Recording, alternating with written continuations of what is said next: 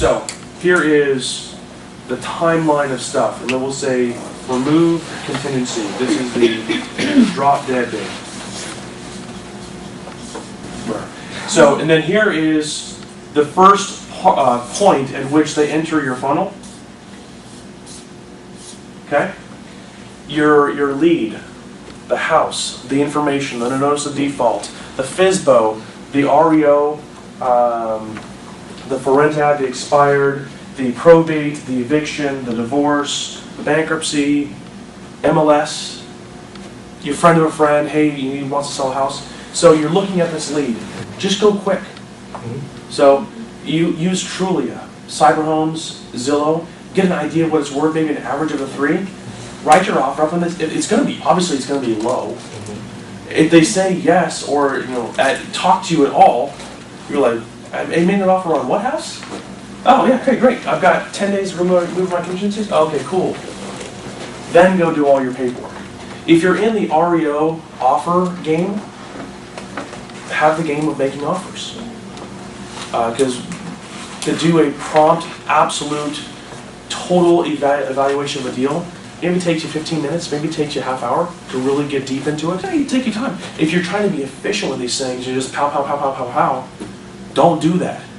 If you want to be hyper vigilant and efficient or not efficient, then do that. If you're talking with homeowners, ask them what they want to sell it for, ask them what their rock bottom price is, get them to sign, then go sort out the gunfight. Okay?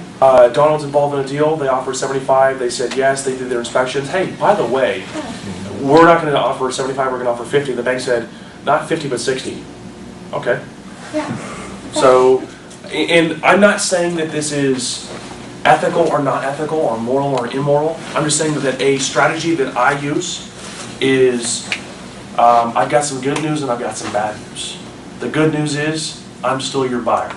The bad news is, that contract that we agreed upon, that I already signed, that's not going to work for me. If you, well, my shoot first, ask questions later, I mean, I just get them to say yes, then we'll sort it out. So there's going to be different types. How about this? We're going to exclude auctions, because auctions are a little bit peculiar. You need to know what it's worth at the auction before you raise your hand. 100% you need to know what it's worth. You need to, like 99%, you need to be really, really close. This may kind of blow some of your minds. There is it okay if we always, for the future, this does not equal value? Are we cool with that? I have a guy that I know that he makes 65% LTV offer at every list price REO on the market. And he's like, man, I go through like 400, he has a computer that does it, and a realtor that kind of rubber stamps their name. And he wonders why he doesn't get the response that he gets. Wouldn't it be a fair statement that some houses are listed at 65% that will sell for 85%? And that's still a great deal. You should buy it at 85% because you can sell it at 100% because it's awesome. List price, and sometimes it's like a clock that's right twice a day. Sometimes it's off. Sometimes the list price is way less than the value. Sometimes the list price is way more than the value. There's a bunch of lies out there. So figure out what your value is. Subtract off your numbers. Make your offer based on that. And if you don't have the time or the ability to do that, hire somebody like me and I'll do it for you. I know this by heart, but I'm just going to set it down here just in case I get kind of excited when I talk about this. This is great stuff. Just so you know, this is not mine. I borrowed this from Mr. Monopoly. I'm not sure what his first name is. So, 4 greenhouses, 1 red apartment. Mr. Kiyosaki does the exact same thing. Hammers and nails. How about, we're just going to get crazy here. Open our minds. Everybody's mind open? Great. So take your 250.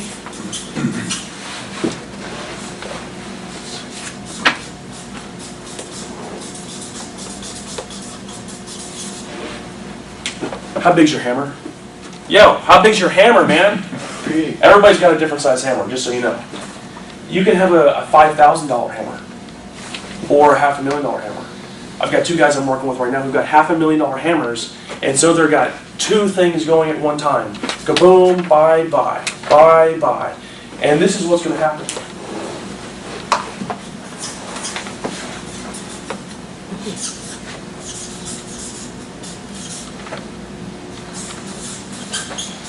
That's the cost of a nail.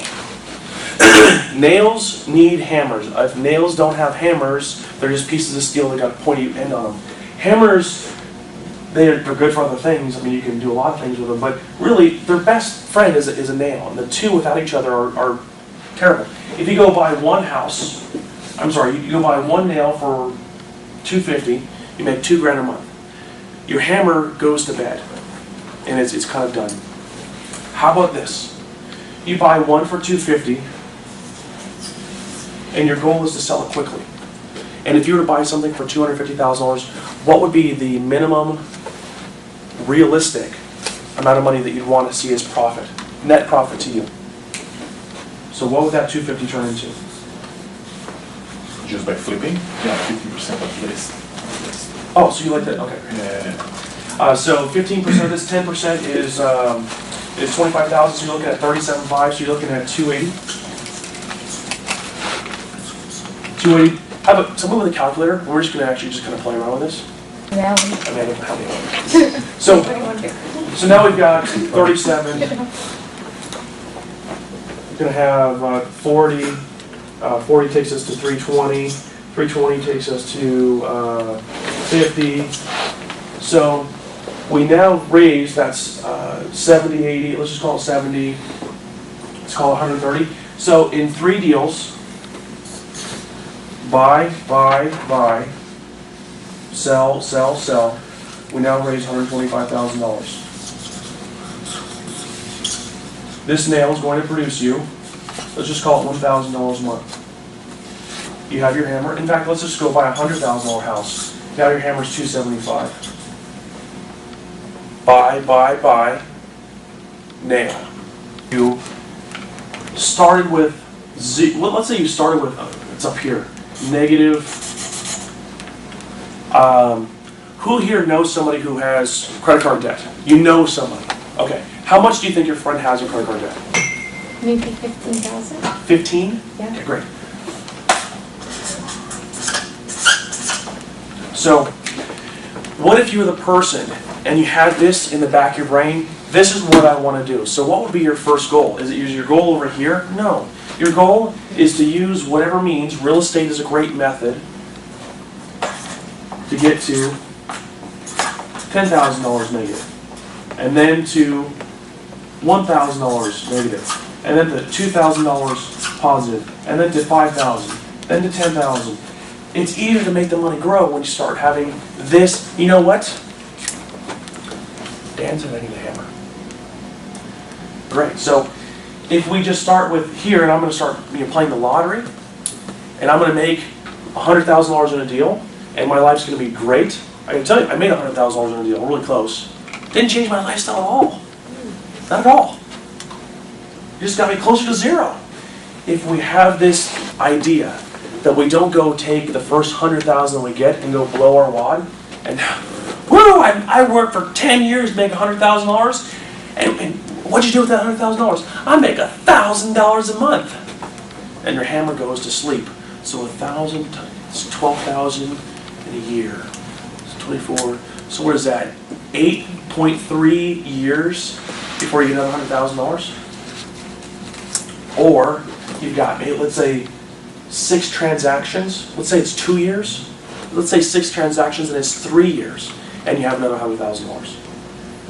And if you don't have a hammer yet, no big deal.